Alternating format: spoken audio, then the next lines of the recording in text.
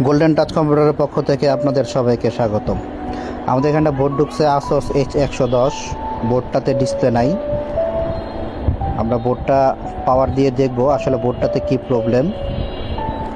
আমরা বোর্ডটাতে পাওয়ার দিচ্ছি।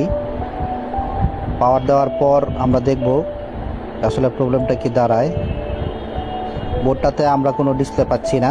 বোর্ডটাকে আমরা এখন রিপেয়ার করার বা সার্ভিস করার চেষ্টা করব। প্রথমত আমাদের প্রসেসর আর র্যাম এই দুইটা জিনিস খুলে নিতে হবে। পিনগুলো ঠিক আছে কিনা দেখতে হবে। প্রসেসর আর র্যাম এই দুইটা জিনিস ভালো করে পরিষ্কার করে নিতে হবে।